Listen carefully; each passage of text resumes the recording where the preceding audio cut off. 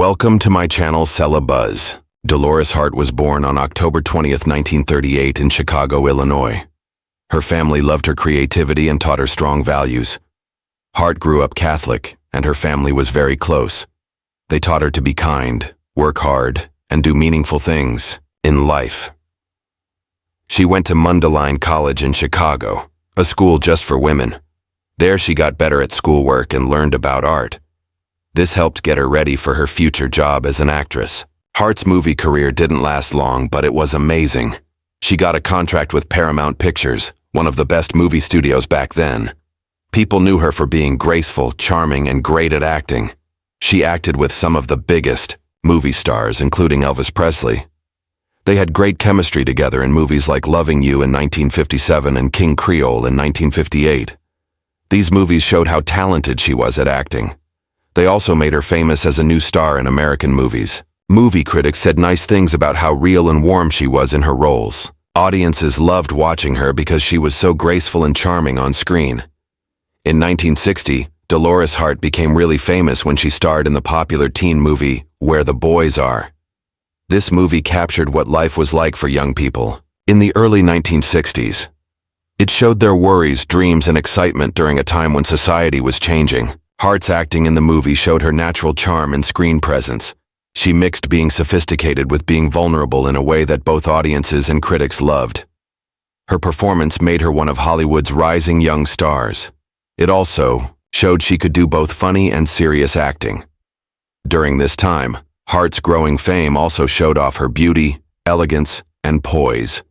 These qualities made her perfect for roles that needed both innocence and depth. After this success, Hart took on the hard role of St. Clair of Assisi in the 1961 religious movie Francis of Assisi. This project was very different from the light-hearted Where the Boys Are. It let Hart explore a more serious and spiritual character. Her portrayal of St. Clair needed her to show deep faith and devotion. She also had to show inner strength and moral courage. Hart brought both sensitivity and intensity to the role. While working on Francis of Assisi, Hart also showed her artistic side outside of acting. She famously made a sketch of a statue of St. Francis. This showed her thoughtful and creative nature. This sketch was more than just personal art. It showed Hart's deep connection with the spiritual and philosophical themes of the movie. This suggested she had a thoughtful side that went way beyond her Hollywood image. It was during this time that Hart's personal thoughts and artistic feelings began to connect more closely with her work choices. This hinted at her future decision to leave the movie industry for a religious life. After this, Hart continued to show how versatile she was as an actress. She starred as Lisa in The Inspector, a dramatic movie based on a novel by Yonda Harto. The film was nominated for a Golden Globe for Best Picture Drama. Hart got to play a character with complex emotions, dealing with themes of love, morality, and strength. Lisa's character needed deep acting that Hart delivered with amazing subtlety. This earned her critical praise and proved she was an actress who could handle both romantic and deeply dramatic material. Her work in The Inspector showed her commitment to roles that explored human complexity and real emotions. She didn't rely just on glamour or star appeal.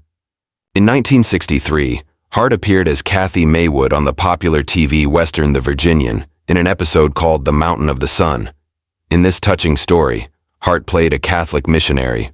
Her character risked her life to honor both her religious promises and her late husband's mission of helping a community of poor and sick Native Americans caught in the troubles of frontier life. This role was especially important because it let Hart combine her acting with showing selfless moral courage and spiritual dedication. These themes matched her own inner journey that was happening at the time. Her performance showed amazing emotional connection. She showed the tension between personal danger and unwavering faith. She also showed the deep empathy needed to serve those in need. Notably, this appearance on The Virginian was Hart's final released acting role. It aired on April 17, 1963, just 1 month after her last film appearance in Come Fly With Me, alongside Hugh O'Brian. This final period of her acting career showed not only her artistic growth, but also a quietly deep shift toward a life dedicated to spirituality. This marked the end of her Hollywood chapter and the beginning of her amazing calling as a Roman Catholic nun. Despite the glamour and promise of a successful Hollywood career, Hart made an amazing and life-changing decision that would define her legacy in a very unique way. At the height of her career, she felt a deep spiritual calling and chose to leave the film industry to become a Benedictine nun. In 1963, she entered the Abbey of Regina Laudis in Bethlehem, Connecticut. She embraced a life of prayer, service, and quiet thinking. This change from Hollywood to the closed walls of a monastery was widely seen as amazing and inspiring. It showed a rare courage to follow one's inner beliefs over fame and worldly success. Her decision touched many people, showing the power of personal conviction in pursuing a higher purpose. In 2001, Dolores Hart reached an amazing milestone in her religious life when she was named prioress of the Abbey of Regina Laudis. This was an important position within the Benedictine monastic community. This appointment came shortly after the election of Mother David Cerna as the second abbess of Regina Laudis. This marked a new chapter of leadership and continuity for the Abbey. As prioress, Hart took on big responsibilities. She oversaw the daily operations of the monastery, guided the spiritual growth of the community, and helped maintain the Abbey's long-standing traditions of quiet prayer, liturgical worship, and artistic expression. Her time as prioress, which she held with dedication and humility until 2015, showed her ability to blend spiritual authority with caring leadership. She embodied the Benedictine values of service, obedience, and stewardship. Under her leadership, the Abbey continued to grow not only as a religious place, but also as a center of cultural and artistic efforts. The sisters contributed to music, theater, and the arts, inspired by Hart's own early experiences in the world of film and performance. On October 4, 2008, Hart was invited to share her amazing journey at a public event called Breakfast with Mother Dolores Hart. It was sponsored by the Holy Trinity Apostolate, an organization founded by the respected theologian Reverend John Hardin, S.J. The event was held at the elegant Royal Park Hotel in Rochester, Michigan. It brought together lay people, clergy, and admirers of Hart's life and work. During her speech titled, "He Led Me Out into an Open Space, He Saved Me Because He Loved Me," Hart offered a personal and deeply emotional reflection on the deep spiritual experiences that led her to leave a successful career in Hollywood and dedicate her life entirely to God. In recognition of her amazing life, Dolores Hart has been celebrated in books, documentaries, and interviews that explore her journey from silver screen icon to devoted nun. One notable work, the documentary God is the Bigger Elvis from 2011, tells the story of her dual life in Hollywood and the monastery. It earned an Academy Award nomination and introduced her inspiring story to new generations. Hart's story continues to serve as a powerful example of courage, faith, and the pursuit of being true to yourself. It encourages countless people to think about their own paths and priorities. Over the years, Hart sometimes returned to the public eye, sharing her experiences through interviews, lectures, and her memoir, The Ear of the Heart. In it, she honestly told about her Hollywood years, her decision to enter monastic life, and her ongoing journey of faith. Her thoughts reveal a woman of amazing courage, self-reflection, and a deep understanding of human nature. This inspires admiration and respect from both secular and religious communities alike. At 86, Dolores Hart finally opened up in detail about her unique and complicated relationship with Elvis Presley.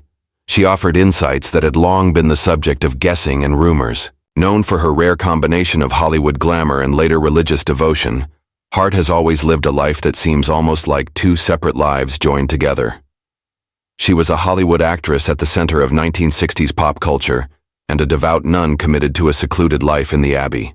Over the years, curiosity about her connection to Elvis, arguably the most famous figure in American music, has continued. This is partly because their brief romantic history happened at the peak of both of their fame. In interviews, documentaries, and a recently released memoir, Hart has taken the opportunity to finally clarify the details of their relationship. She revealed aspects that had never been made public before.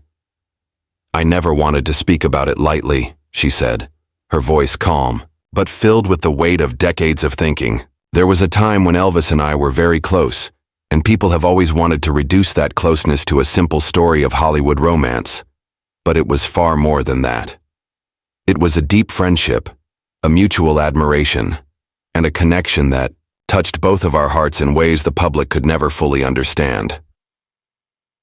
Dolores Hart first met Elvis Presley in 1956 when she was just 18 and had already begun building a promising career in Hollywood. Elvis, in the prime of his meteoric rise to fame, was known for his charismatic stage presence, electrifying performances, and the excitement of his adoring fans. This often led to chaotic scenes wherever he went. Despite the clear differences in their career paths, Hart, as the disciplined, elegant young actress, and Elvis as the raw, rebellious singer, they found a mutual spark of understanding and curiosity. Elvis was unlike anyone I had ever met, Hart remembered.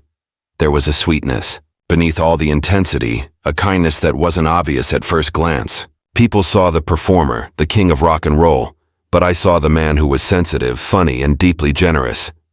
Hart describes that first meeting as life-changing. It was not just a meeting of two young stars, but a crossing of two very different worlds. Both worlds demanded public perfection, yet harbored private vulnerabilities. Their friendship grew quickly. They spent time together on movie sets, during social gatherings, and through letters when they were apart.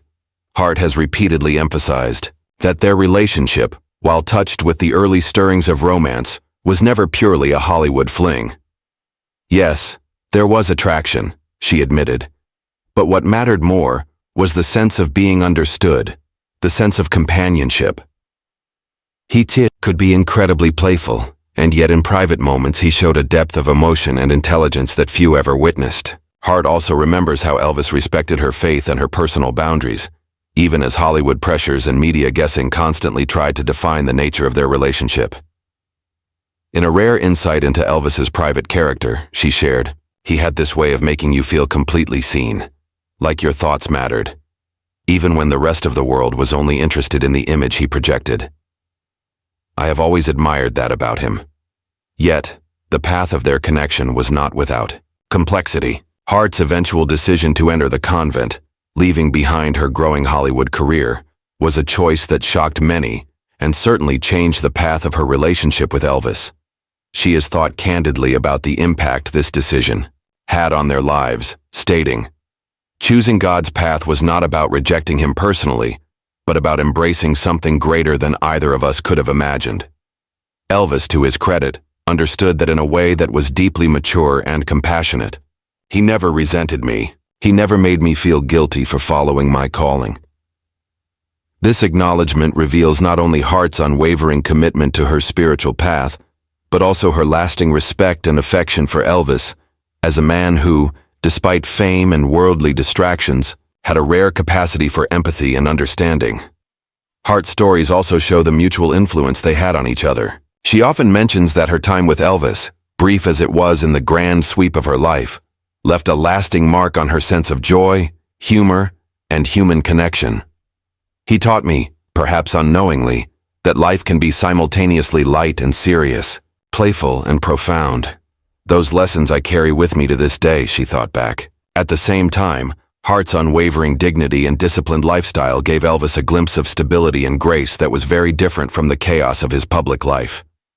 In revealing these layers of their friendship, Hart has done more than tell a Hollywood story. She has humanized a figure often turned into a myth, showing that even the king of rock and roll experienced real emotional connection, vulnerability, and respect for another person's choices. Now, decades later, as Hart sits in reflection and prepares to share her experiences in depth, she does so not to make the past sensational, but to honor it.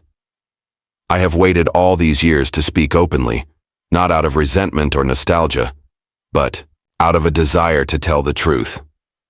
Elvis was extraordinary, and our connection was meaningful. I want people to know that behind the legend, there was a human being capable of deep love, humor, and sensitivity," she concluded. For fans of both Hart and Elvis, this revelation is more than an interesting story. It is proof of the lasting power of friendship, respect, and emotional honesty. It goes beyond the show of fame and offers a glimpse into the private, unguarded moments of two remarkable lives.